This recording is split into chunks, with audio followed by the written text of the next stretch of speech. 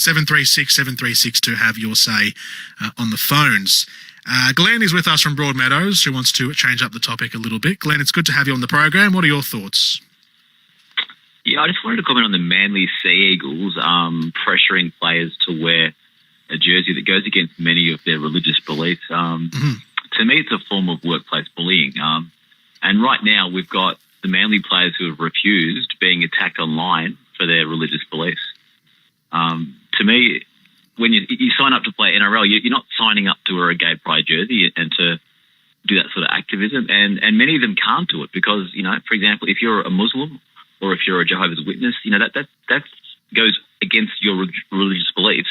And frankly, they find that offensive. I mean, I'm personally an atheist, so I wouldn't have a problem with it, but I think we need to be respectful of people that have beliefs that are different to our own. And forcing a player to wear a jersey that goes against his belief, to me, is completely disrespectful. And I just see it as a form of workplace bullying. Yeah, interesting point.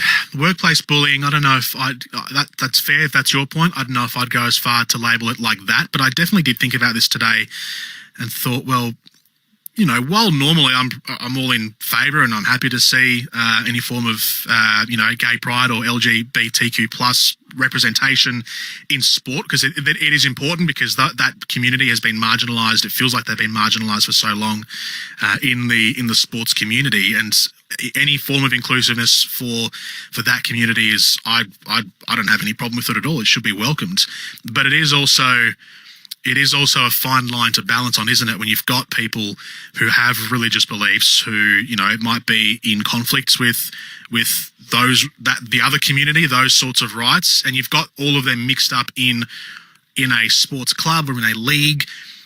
Why favour one over the other? Why show one more inclusiveness or more solidarity than the other? It is almost as I said, I'm going to stress, I'm not against the idea of a gay pride jersey or anything like that, but is it too sort of leaning one way and not considering the other? That's the question that we're asking today, and that's what you've posed there, Glenn. Is that should sports clubs and leagues be more neutral, or should there be different? I think they need to stay out of politics.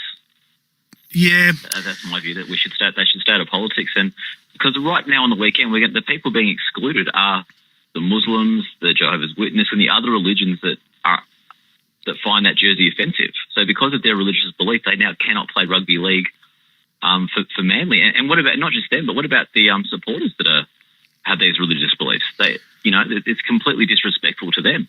Could there be an alternative? Could there be an alternative that is, so if clubs still want to partake and try and get involved in this sort of inclusivity action, which I think is fine, should it be maybe more?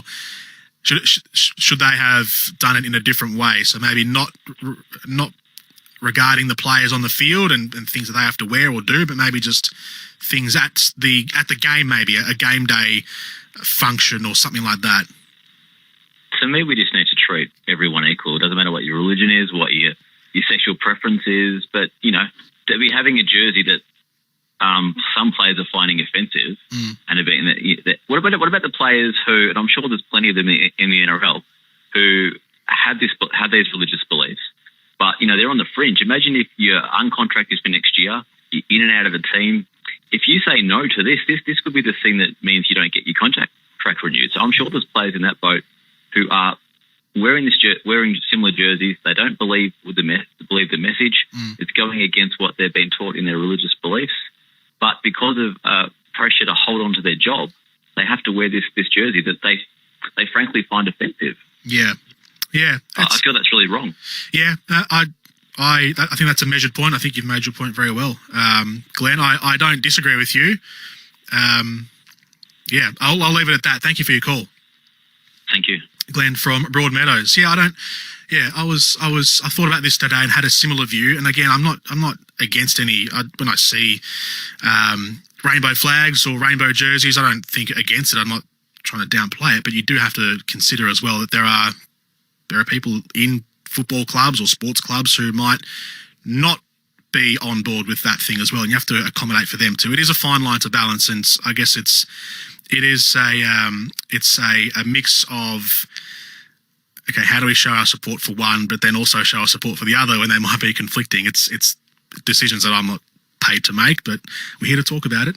Joe from Geelong is with us, who wants to chat about the AFL overlapping fixtures. Joe, welcome. Yeah, I noted when you talked about